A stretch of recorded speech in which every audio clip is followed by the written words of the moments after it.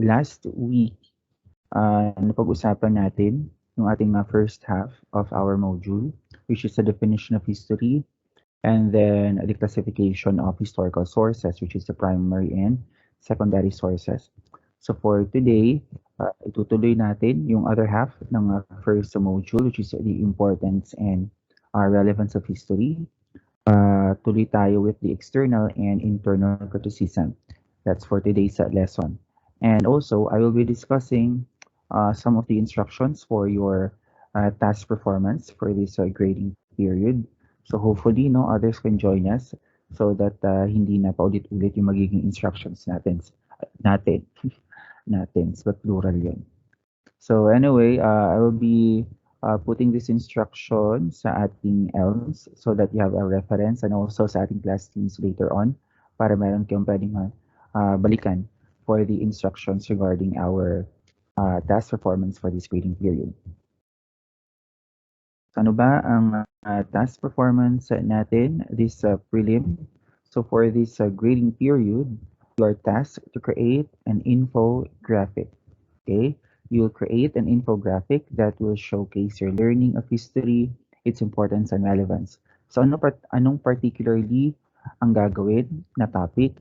So magiging topic ng inyong infographics ay any historical event or any historical issue na still being observed today. So any historical event. Pwedeng kayo nang bahala kung anong historical event ang gagawa niyo ng infographics. And as much as possible, gusto ko na iwasan natin yung topic ng martial law and EDSA. Not because it is sensitive. I'm actually very, okay lang naman sa akin actually yung mga topics yun. It's just that, kaya gusto kong iwasan natin yung mga topics na yun kasi ang dami-dami ng infographic regarding these topics. Ang dami-dami ng martial law, ang dami-dami ng EDSA, ng mga infographic online. So, wag na nating dagdagan pa. Sige. So, ibang event naman, ibang Philippine historical event naman ang gawa natin ng infographic. So, again, gagawa kayo ng infographic regarding any, just choose one specific historical event ng Philippines na gusto niyong gawa ng isang infographic in as much as possible. Again, iwasan natin ang martial law and EDSA dahil masyado nang marami yun online. Okay? Saan pa pwedeng gumawa ng inyong infographic? Pwede kayong gumamit ng kahit anong editing or word processing software na pwede nyong magawa ang inyong infographic. Pwede rin kayong gumawa ng inyong infographic sa Canva. Pwede kayong search nyo lang, no? Canva.com over your computer. Mas madali kung sa computer kasi si Canva. Okay. If you have your computer, if you have your laptops, you can use that. Canva.com. Pwede rin Adobe Spark. Ang Spark Post naman, it's an application. It's a mobile application. So pwede nyo lang siyang ma-download sa Google Play Store or App Store kung iOS yung phone. And kung di naman talaga, kung meron naman kayong laptop at ayaw nyo gumawa over the internet, pwede rin gamitin yung PowerPoint bilang means in making your infographic. Or pwede rin Microsoft Publisher or any free online infographic maker. You can use anything, you can use any form as long as you can create the infographic that you are tasked to do. Okay? And your infographic maximum pages niya ay 2. Usually, isang page lang naman, isang lang naman yan. Usually, yung normal or regular na infographic, isang page lang naman yan. Very rare na lumalagpas ng 2 pages ang isang infographic kasi kung lalagpas yan ng mga 2 pages, most likely nagiging brochure na siya. Okay, so infographic, it's just a summary of the significant information regarding of something. Okay, that's usually what an infographic is. So yun, you can create up to 2 pages of your infographic. Wala akong problema sa kung anong size ang gagamitin ninyo as long as you can create your infographic. Okay, so as early as now, you can already scout or search for a historical event na pwede nyong gawan ng infographic since ang ating deadline for this one is on October 20, 2021. That's next month, 11:59 p.m. So October 20 is Wednesday. So hopefully you can submit. Maximum na ito ha, maximum date na ito for your submission for the prelim grading period. Okay? Actually, magsisimula kasi yung examination days natin, I think October 15. So hopefully makapag-submit na kayo before pa magsimula ang ating exam kasi for sure, magiging busy na kayo niyan for reviewing or reading your materials. So hopefully you can submit, kung kaya lang naman, to submit before October 15. Anyway, yung pinaka-deadline naman ito, excuse me, ay October 20. Naka-allow late naman itong mga ganitong klase ng submissions. Yun nga lang, kung kunwari nag-submit ka ng inyong task performance, which is 50% of your grade by October 21, for example, yung grade mo o yung score mo for that particular submission ay kumbaga magre-reflect na by the end of the midterm. Kumbaga, ang lalabas na grade for prelim sa'yo, since 50% yung TP, for sure, kung wala ka niyan, talagang failed o 5 yung lalabas. Or sabihin natin 70, 71, 72, 73, yung grade mo na mag-a-appear sa 1STI application or sa 1STI. So, sabihin natin nag-submit ka ng October 21, so hindi magbabago agad-agad yung grade mo. Doon pa lang magre-reflect yung pagbabago by the end of midterm. Kumbaga, sabay ng pag-appear ng midterm grades mo, yung pag-update ng prelim grades mo kung magsasubmit ka ng late. So kung may hinahabol kang mga scholarship, for example, tapos may grade requirement, talagang hindi yun mag-update. So if kung may hinahabol ka, kung may hinahabol kang mga ganong klaseng deadlines, if I were you, submit mo na lang yung submission as early as possible. Okay? On or before October 20. Okay? So yun lang naman yun. What else? Kayo, do you have any concerns or questions so far regarding our task performance before I proceed sa ating discussion? Kung wala naman, kindly send some thumbs up reaction. Okay. So far, wala pang tanong. Sige. So let's proceed with our discussion for this afternoon. So, pag-uusapan natin ngayong hapon ang historical criticism. Okay, historical criticism. Ano bang ibig sabihin ng historical criticism? So, ang historical criticism is basically the process of checking the credibility or the authenticity of your historical source or your material. If you can remember, last week na pag-usapan natin, di ba yung dalawang uri ng source? We have the primary and secondary source. And then, hindi automatic yon na pag meron ka ng mga historical sources, primary man or secondary, automatically, yun na yung gagamitin mo in your in writing your historical narrative. Kailangan mo munang i-validate or i-filter kung gagamitin mo ba yung source or evidence na to in your historical narrative. So, ito yung proseso. So, basically, historical criticism is that process in validating, checking the authenticity and credibility of your historical source. Okay? So, we have two types, or two kinds of historical criticism. So, the first one, external criticism, which is basically trying to test the authenticity of the material, kung saan ba nanggaling yung bagay na ito, ano bang composition nito, saan ba gawa ito, bakit siya ginawa. So basically, very basic questions, kumbaga parang what, where, when, and how, the external criticism.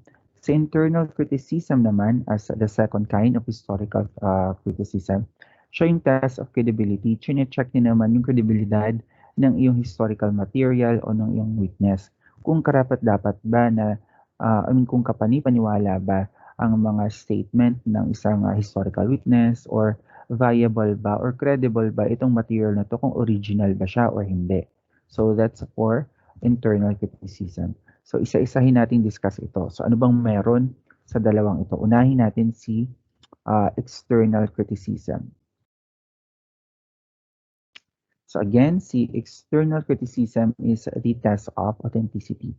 So maraming aspects si external criticism or manner or means o pamamaraan in checking the authenticity of a certain historical material. More or less, we have 7. Okay, so we have the first one, anachronistic document date. So ibig sabihin nito, You are trying to determine the date of the document to see whether they are anachronistic or being out of time. Like for example, kiniklaim mo, kiniklaim dun sa document na ang cellphones o yung mga cellphones na naiisip natin for today, like smartphones, for example, are already existing by 90s, yung 1990s.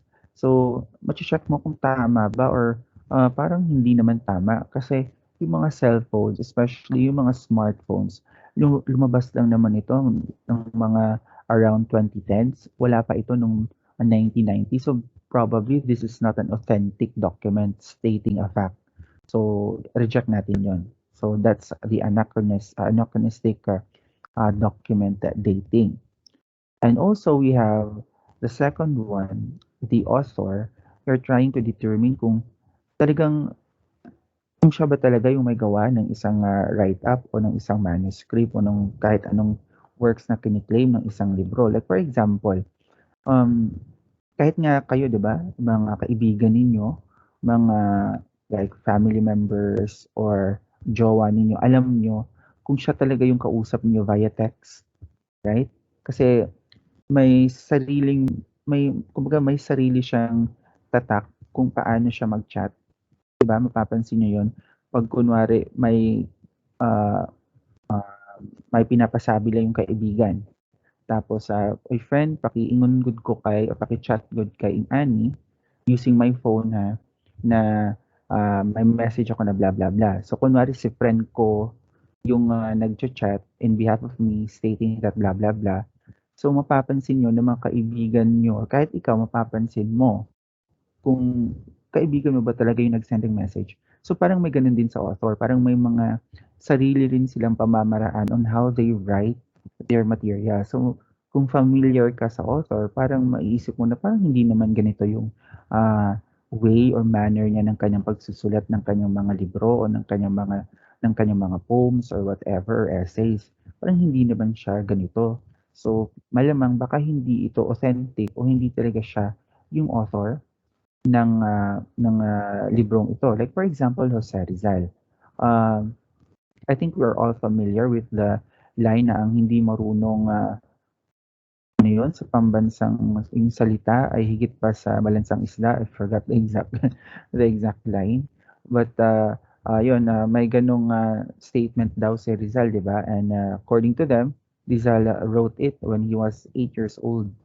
And if you're going to check the background of Rizal, it is actually impossible for Rizal to write that poem at the age of 8 kasi in pure Tagalog poem, yung poem yung original daw nun, it's in pure Tagalog.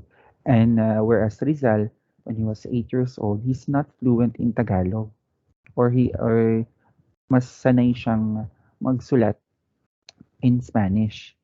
Kasi yun yung medium of instruction or communication before, since we are a Spanish colony, so yun yung means of communication, yung Spanish. Kagaya today, 'di ba, when we write our essays, when we write our mga requirements or whatever, 'di ba, nasanay tayo na English. At kahit yung mga batang mayayaman, right? Yung mga rich kids, like mga age 8 siguro pag sabihin natin, masanay silang mag-English kaysa mag-Tagalog. Kasi yun yung sinasanay sa ganung bagay. Ganun din si Rizal, mayaman sila Rizal at parang yung salita ng mga elite at that time was Spanish. So that's why Rizal can hardly speak Filipino or Tagalog when he was around 8 years old. That's why yung claim na yon na si Rizal daw ang nagsabi nung yung higit pa sa isang malansang isda ay actually it's a hoax, hindi siya totoo. Hindi si Rizal ang nagsulat nun. Because by author's background, it's impossible for him to write that one since he's not fluent in Tagalog. So that's an example of external criticism using the author's background. Ayun, yung determining yung manner niya o pagsusulat. Then we have the next one, anachronistic style. So ito namang anachronistic style is yung style naman ng pag-spell ng mga words, style ng paggamit ng mga idioms or expressions ay swak ba o pasok doon sa panahon na kiniklaim. Like for example, the spelling of katwiran. kung may nakakita kayo sa inyong slides sa inyong mga screen. Katwiran during the Spanish period is spelled this way, Catuiran. Kasi Spanish alphabet during this Spanish alphabet 20th century, wala silang letter K at W sa Spanish alphabet. They rarely use that. Ngayon lang, since mas globalized na yung ating alphabet na halo-halo na, na-influensyahan na ng American English alphabet, yung Spanish alphabet. That's why they already have letter K and letter W. But before, halos walang letter K o W sa Spanish alphabet. That's why yung kahit mga Filipino terms like katwiran is spelled as letter C and katwiran instead of W, UI. Kasi ganun yung pagkakaspell ng mga Spanish. So, katwiran is spelled that way. Even the word kalabaw, Tagalog yung kalabaw, pero kung titingnan mo yung mga records kung paano ginagawang spelling ng mga Kastila yung word na kalabaw, they spell it with letter C, C-A-L-A-B-A-O. Hindi yung kalabaw natin. Diba today, we spell kalabaw as K-A-L-A-B-A-W.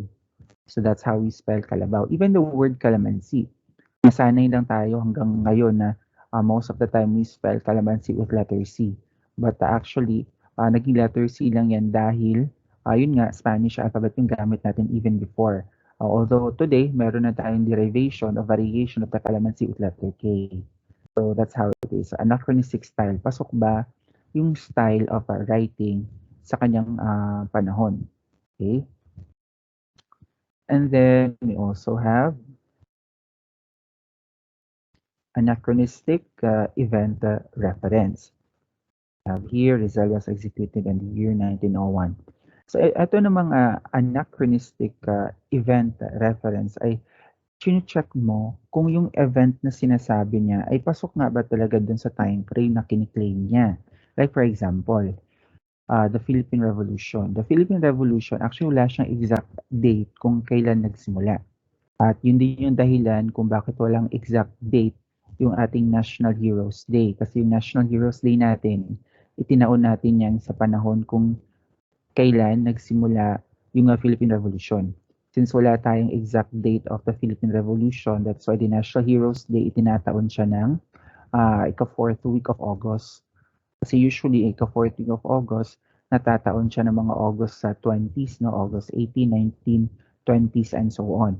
Right? At yung mga araw rin kasi na yun, ang simula ng Philippine Revolution according to documents. So, lang exact date. May mga documents na nagsasabi na they start moving by around August 18, some are 19, August 20, 21, 22, hanggang August 30. So several documents are stating that it happened around these particular days of August. Okay? So that's why hindi ma-determine kung kailan nga ba talaga nagsimula. So what if may isang historical document na lumabas stating that they were involved in the Philippine Revolution and it was dated on March of 1892. Okay? Ang Philippine Revolution kasi nangyari siya around August of 1896. So yung document na nakita is March of 1892. So masyadong maaga. So baka hindi authentic o hindi legit yung document kasi sinasabi niya March of 1892 eh. Ang sabi sa mga talagang legit na mga historical source, nangyari ito ng around August of 1896. So malamang hindi ito legit. So reject natin. So that's an example of anachronistic event referencing. And then we also have here the provenance or custody. The provenance or custody naman ay kung paano nakarating sa'yo yung historical material. Kung gaano ka-genuine yung nakarating sa yung historical material. For example, nabili mo yung isang historical material. So, ititrace mo ngayon. So, paano nakuha ni seller yung material na yun? Paano niya napasa kamay? Kasi kung hindi natin alam kung paano napasa kamay sa kanya yung isang important historical material, malamang hindi yun original, baka replica lang, or the worst, it's just a hoax.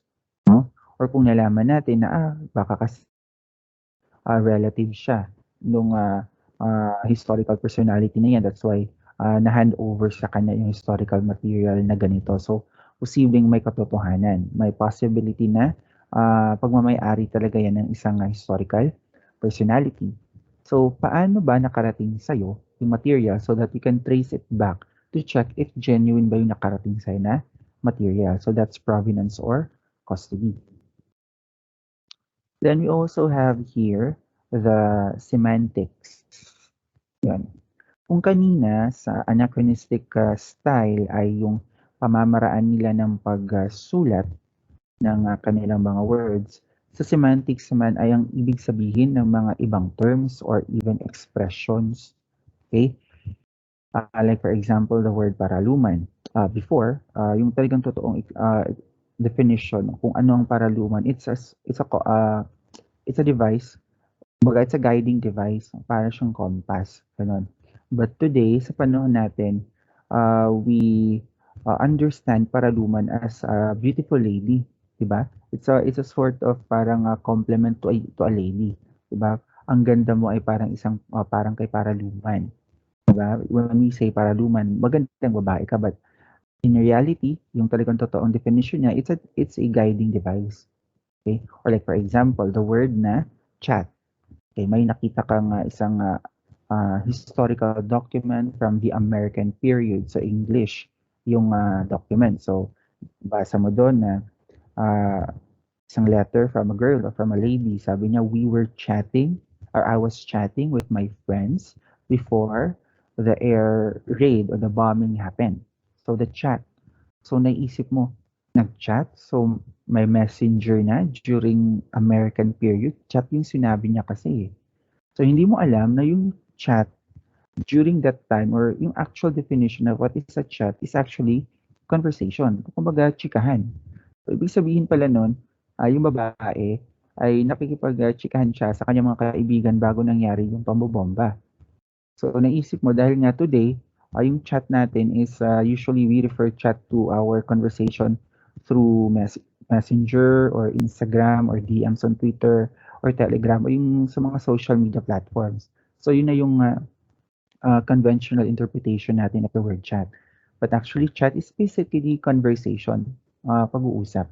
So, maaring nagbabago kasi yung definition of a certain word or phrases over time. Like for example, again, may letter. Okay, may letter ka na natanggap. Kunwari si Leonor Rivera, nag-send siya ng letter kay Jose Rizal. Kasi si Leonor Rivera, siya yung long-time girlfriend ni Jose Rizal.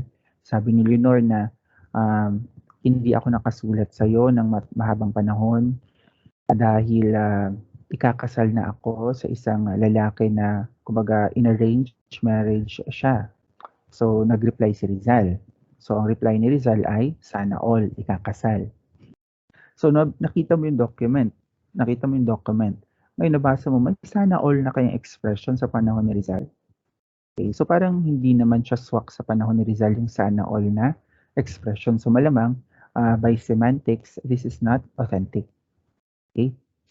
So, yun ang, what do you call this one? Ang semantics. And then we have the last one for external criticism. Hermeneutics. Hermeneutics is usually very rare na nagagamit sa hermeneutics unless yung historical material mo ay symbolic. Okay? Pag yung historical material mo ay symbolic, like for example, a painting. Okay, ang painting kasi maaari mo siyang ma-interpret in so many different meanings, diba? Marami siyang possible explanation. So, kailangan mong malaman kung ano ba yung mga possible explanation nung painting, for example, ni Juan Luna, yung Spolarium. Ano ba ibig sabihin nun regarding the painting? Makikita mo kasi it's a Roman, it's during the Roman in Colosseum na parang it's a dead prisoner na hinahatak ng isang Roman soldier. Daming pagkakaalala ko of the picture. Okay? Yun yung literal na nakikita mo doon. But you can also interpret the painting as to parang dinadrag ni Spanish colony si Philippines by continually abusing the Filipino people or the Indios. So you can interpret this painting in so many ways. So ano bang ibig sabihin ba talaga ng painting na yon? O like for example naman, yung mga panyo ng mga katipunero. Kasi yung mga katipunero may ginagamit silang panyo and usually yun yung ginagamit ng mga lalaki, 'di ba? Pag mga buwan ng wika kasi madali lang naman yung outfit ng mga katipunero mag-ano ka lang, parang may sleeve at saka magpanyo ka lang ng kulay pula, pwede na yon. Pero ano bang ibig sabihin talaga ng panyong yun? Bakit siya andun? Pampunas lang ba yun ng pawis? So may meaning talaga yung kulay ng mga panyo kasi hindi lang red yung ginagamit ng mga katipunero, meron ding black, meron ding green. So anong ibig sabihin? So malamang may ibig sabihin may symbolic meaning yung mga panyong ito other than pampunas ng pawis. So baka may meaning siya. So kailangan natin malaman yung underlying symbol or meaning of this handkerchief. So ganun sa hermeneutics, no? You're trying to determine the vagueness o yung ambiguity, yung hindi pagiging clear ng kanyang meaning. So you're trying to settle the ambiguity. Okay? So that's for external criticism. Then we have the next one, the internal criticism. Ayan. Si internal criticism naman ay test of credibility. Chine-check mo kung credible ba yung source. Kanina, check mo kung authentic ba yung source. Ngayon, kung credible naman. So, una, mayroong 5 dito. So, the first one is the author's identification. Okay? So, kailangan mong malaman kung sino ba yung author. Ano bang background ni author? Sino ba si author? Reliable ba siya bilang isang historical source? Like for example, you're trying to write a historical narrative and then isa siyang, ano ba, pagpalagay natin, isa siyang engineer. So, if you're trying to ask uh, about historiography, for example, kung paano ba yung proseso ng historiography sa isang engineer, kung ano ba yung sasabihin niya, do you think it's reliable? Tingin niyo alam kaya ng isang engineer yung manner of historiography? So, kailangan nating malaman yung background ng isang author or kailangan din nating malaman kung ano kaya yung ideology na pinapaniwalaan ng isang writer. Kasi maaaring makaapekto yung kanyang what do you call this one? Yung kanyang ideology in writing his historical source. Kasi for example, the usual historical books they write history chronologically. Yung by times, magsisimula sa ganitong panahon hanggang sa... So, ganun yung takbo usually ng mga history books. Pero we have some other historians like, I think, Renato Constantine, if I'm not mistaken, yung, yung manner niya yung manner niya of writing his history is based on his ideology. Ano kasi siya, leftist. I don't know if he is a socialist or communist by ideology, pero yun yung kanyang concept, no, leftist. So, yung writing ng kanyang history ay based on workers' struggle, economic struggle. So, ganun yung pagsusulat niya ng kanyang libro. It's not chronological. It's based on some labor concerns from the past to the present. So, ganun, may specification but it's by labor. So, malalaman mo, bakit kaya ganito yung kanyang pagsusulat? Dahil sa kanyang ideology. Okay? Kailangan din nating malaman yung relationship ni author kung meron man sa mga taong kanyang ginagawa ng historical books. So, for example, again, Lino Rivera. Lino Rivera was, again, yung relationship nila ni Rizal. But for example lang ito ha, nakipag-break si Rizal kay Lino Rivera. So ngayon, naging bitter, nagalit si Leonor. So, sobrang galit ni Leonor at bitter siya. So nagsulat siya ng, sabihin natin, libro or essay. Sabi niya doon na si Rizal kay bahog tiil. Kay bitter man siya. So yung gisiraan si Rizal. So ngayon, makikita mo, bakit ka nasabi ni Leonor Rivera yung ganito kay Rizal? So baka kasi bitter siya. So kailangan nating malaman yung relationship nilang dalawa. Okay? Then we have date approximation. Yan. Parang ano din ito, parang anachronistic referencing or document dating, chine-check mo kung pasok ba siya dun sa time frame na kini-claim niya. Yun nga lang, there are some documents na parang legit talaga siya kung titingnan mo in the document, no? So, minsan titingnan mo kung may mali ba dun sa date or um, what do you call this one, may even the document na even the paper na ginagamit kung swak ba siya sa panahon na yon. Kasi minsan may mga ano kasi ngayon may mga fakers gumagawa ng mga historical material para ipagbili kasi mahal kasi yung bentahan ng mga historical sources o ng mga material lalo na pag ginagamit for National Museum. So minsan may mga pamimeke. So kailangan nating malaman yun. And then we have the ability to tell the truth. May may kakayanan ba si witness, for example, in stating the truth? Like for example, si Juan Ponce Enrile. After EDSA, he was already 70 years old, if I'm not mistaken, when EDSA happened, and or 60, 70 years old. Then after nung nangyari yung EDSA, of course, na-interview siya ng mga ilang news outlets, ng media. So marami rin siyang mga nasabi no, ng mga statements. So ngayon, so syempre kakatapos lang ng EDSA. So malamang fresh na fresh pa sa isip niya yung event. Okay? So malamang wala pang ano yun, kumbaga clear na clear pa sa isip niya kung ano yung mga nangyari. Kaya maaaring clear din yung details na maibigay niya sa'yo because it just happened like siguro a year ago, 2 years ago, and just a few years ago, I think 2018, 19, in-interview ulit si Juan Ponce Enrile regarding martial law or the EDSA time, already 94 years old. At yung mga statements niya, minsan, it's hindi na nagkakatugma dun sa statement niya during the time after EDSA. So may ano na, may difference na. So ngayon, saan ka maniniwala? Sa bagong statement niya na he's already 94 years old, na he could already be experiencing or suffering from old age dementia and other old age conditions?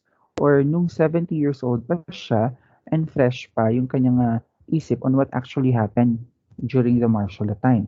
So, saan ka maniniwala? So, is this person has the ability to tell the truth and the facts? So that's also one thing on how to test the credibility. Okay?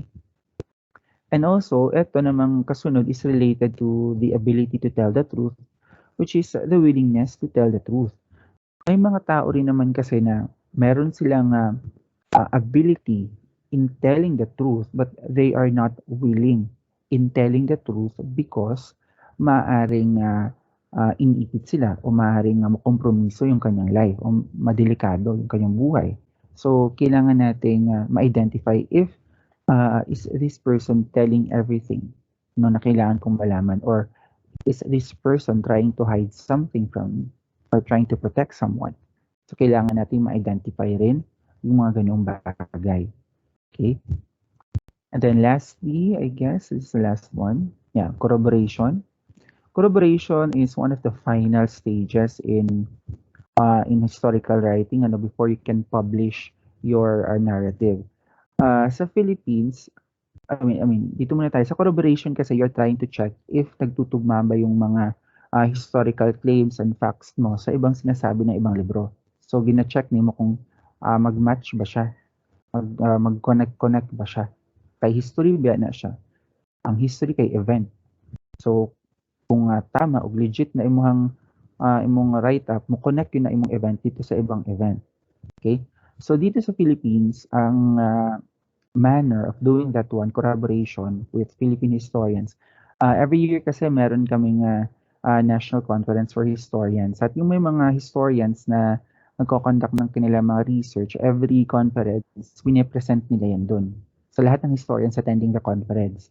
And then, after presenting, mura po na siya mag-defense. So tatanungin siya ng lahat ng historians na nandun kung may mga tanong man. So tatanungin siya, sasagutin niya, kumbaga i-filter na paano mo na nakuha yung ganitong claims, how you can prove us that your claim is factual, etc., etc. So i-explain yon. At the end of the day, if na-explain naman lahat ni historian at nag-agree naman also yung mga ibang historians with the claim malamang yung kanyang historical narrative ay credible or kumbaga pumasa na. So, pwede niya nang i-publish yung kanyang historical claim. So, mahaba actually yung proseso ng pagsusulat ng history. So, yung iba nagsasabi na, ay kuan man na, bias man na, wala tayong magagawa kung yun yung lumabas after checking all the evidences. Mura ragog nag-support, diba? Dili mo na ito maiwasan na after a court hearing na ay mag-guilty, na ay mapriso, na po ma-dismiss ang kaso because it depends again on the evidence na meron. But it doesn't mean na natundukan na, right? Yung historical narrative nakapag-publish na, ibig sabihin hindi na yun mababago. Posibleng mabago pa rin yun because may mga ibang evidences pa na lumilitaw even after ilang years pa. So posibleng magbago pa yung ibang details. So as long as walang lumalabas ng mga bagong details na reliable, these historical narratives cannot be changed kasi kailangan pa nilang dumaan sa corroboration. Okay? So anyway, yan. So for next week, we will be discussing our second module from our ELMS, the content and contextual analysis of selected primary sources. And with that, your task for this week, just read 02 handout 1. Yeah, 02 handout 1. And later on, answer 01 worksheet 1. 01 worksheet 1, I think it's identifying kung primary or secondary source yung material. So, yun yung 01 worksheet 1. So, antayin nyo lang na lumabas yan sa inyong ELMS, maybe this day or over the weekend. So, check nyo lang yung ELMS niyo. Okay?